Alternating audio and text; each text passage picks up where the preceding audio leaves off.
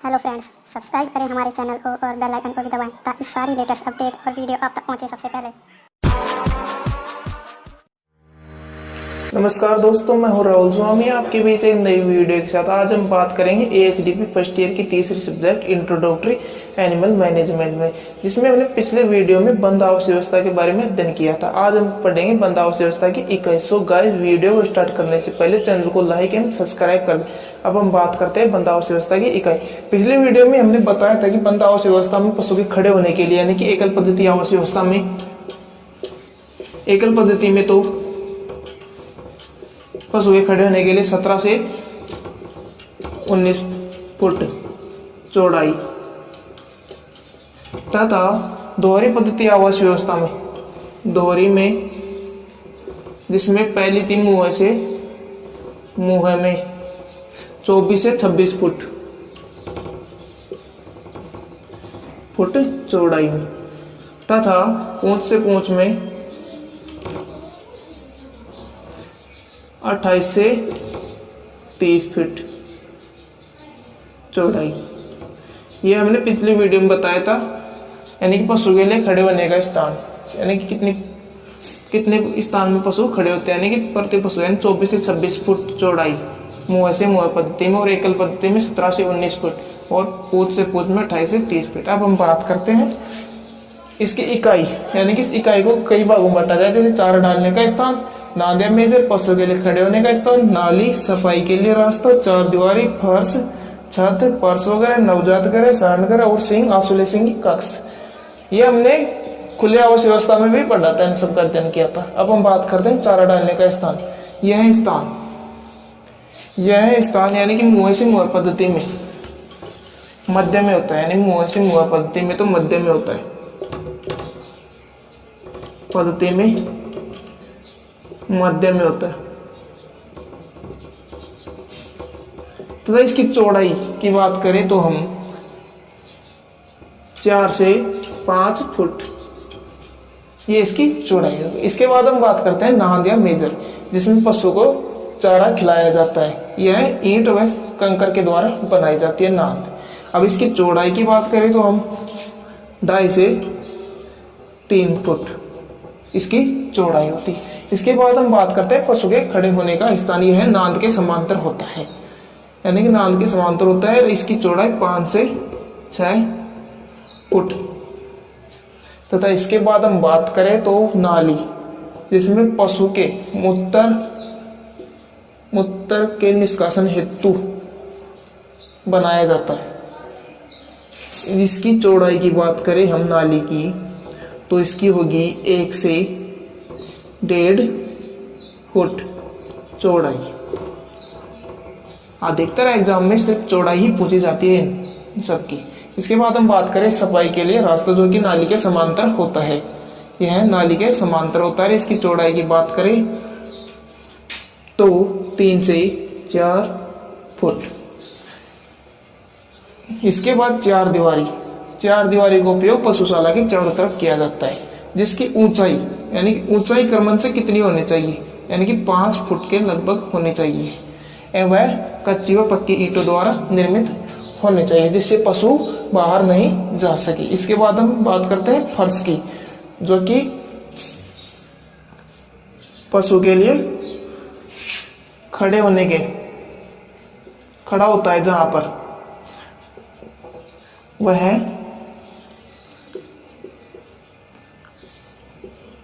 मिट्टी, कच्ची मिट्टी।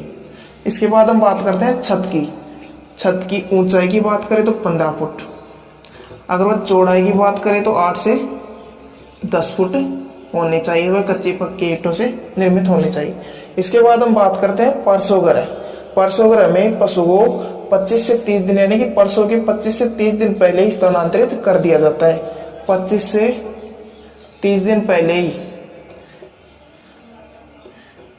या 3 से 4 सप्ताह पहले ही पशु को परसोगृह में स्थानांतरित कर दिया जाता है। इसकी चौड़ाई की बात करें तो हम 120 से 150 वर्ग फुट या 120 फुट होनी चाहिए। इसके बाद हम नवजात गृह की बात करें तो, यानी कि इसमें नवजात में नर एवं मादा को अलग अलग रखना चाहिए, यानी कि 6 माह के नर व मादा को अलग रखना चाहिए। और इसकी चौड़ाई 120 से 150 वर्ग फुट या 120 वर्ग फुट।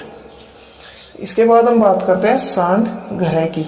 सांड घरे की बात करें तो 150 से 200 वर्ग फुट या 150 फुट होनी चाहिए। और इसमें सांड घरे के लिए, पशु के लिए पानी की व्यवस्था होनी चाहिए सांड के लिए, तथा व्यायाम संबंधित व्यवस्था होनी चाहिए। सींग या आइसोलेशन कक्ष, यह अन्य घरों से अलग होना चाहिए, यानी कि प्रसव घर, नवजात घर, इन सब घर से अलग होना चाहिए, क्योंकि इसमें बीमार पशुओं को रखा जाता है। इसकी चौड़ाई की बात करें, यानी कि सींग आइसोलेशन कक्ष की चौड़ाई की बात करें तो हम 120 से 150, यह प्रसव घर जो है कि 15 पशु पर एक होना चाहिए, और यह भी 15 पशु पर एक होना चाहिए, जिसमें बीमार पशुओं को रखा जा सके। यह हो गई इसकी इकाई। अब हम बात करते हैं प्रसव, इसके बंद आवास व्यवस्था के लाभ। बंद आवास व्यवस्था के लाभ। अब हम बात करते हैं बंद आवास व्यवस्था के लाभ। सबसे पहले बात करें तो, यानी कि बंद आवास व्यवस्था में, इस आवास व्यवस्था में, इस आवास व्यवस्था में कम स्थान की आवश्यकता होती है। बंद आवास व्यवस्था में साफ सफाई से संबंधित खर्चा कम लगता है। साफ सफाई से संबंधित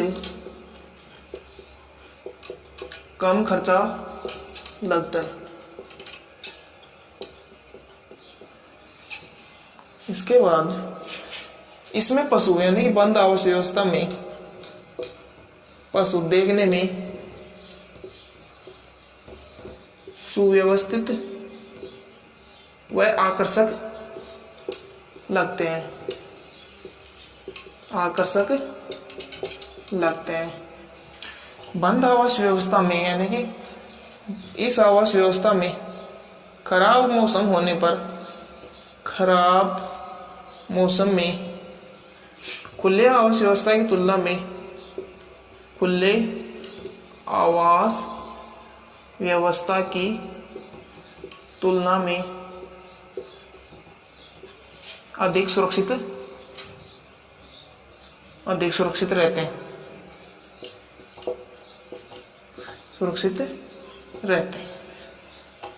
इसमें पशु, यानी बंद आवास व्यवस्था में पशु के आपस में लड़ने का खतरा नहीं होता है। बंद आवास व्यवस्था में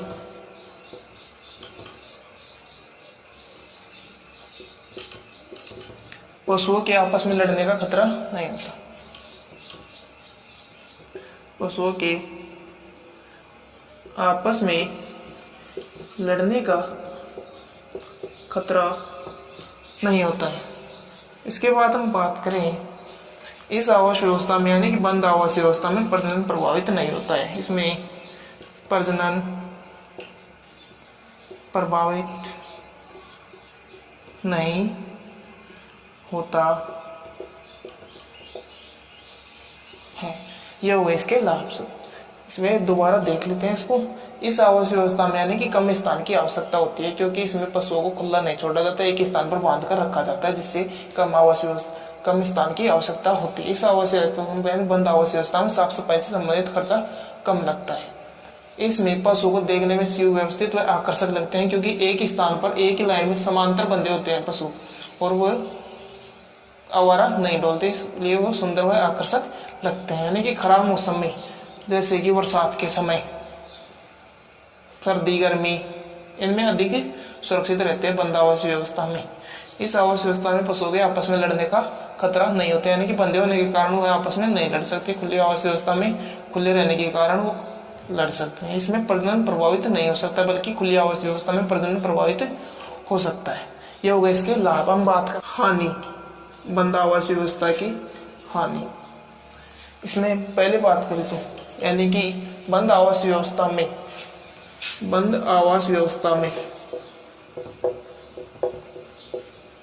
निर्माण संबंधित खर्चा अधिक लगता है। निर्माण संबंधित खर्चा अधिक लगता है। इसमें पशु के व्यायाम नहीं हो पाता। इस व्यवस्था में पशु का व्यायाम नहीं हो पाता।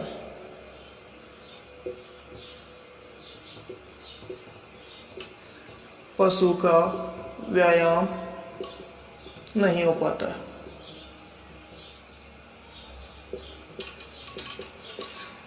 इसके बाद इसमें पशु कम आराम महसूस करते हैं। इस व्यवस्था में पशु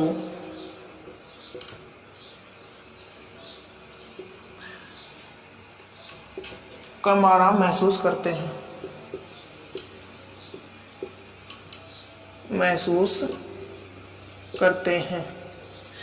इस व्यवस्था में यानी कि इस व्यवस्था को बनाए रखने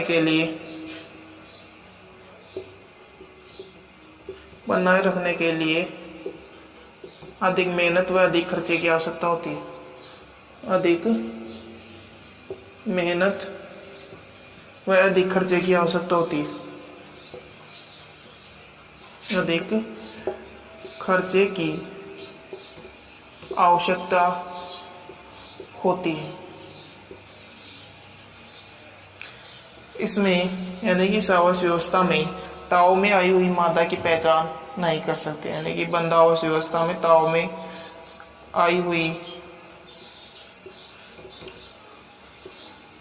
मादा की पहचान नहीं कर पाते हैं। ये हो गई इसकी हानि। यानी कि इस आवास व्यवस्था में निर्माण संबंधित खर्चा अधिक लगता है। इस आवास व्यवस्था में यानी कि पशु का व्यायाम नहीं हो पाता, क्योंकि पशु एक स्थान पर बंधे होने के कारण वह घूम फिर नहीं सकते। इस व्यवस्था में पशु कम आराम महसूस करता है। इस व्यवस्था में को बनाए रखने के लिए अधिक मेहनत यानी कि ज्यादा मजदूर रखने पड़ेंगे, वह अधिक खर्चे की आवश्यकता होगी। इसमें ताव में आई हुई मादा की पहचान नहीं कर पाते। ये हो गए इसके हानि। ये हो गए बंद आवास व्यवस्था। इसके बाद हम नेक्स्ट वीडियो में पढ़ेंगे। सो गाइस, अगर आपको वीडियो अच्छा लगा हो तो इसको लाइक करें, सब्सक्राइब करें एंड वीडियो को शेयर करें।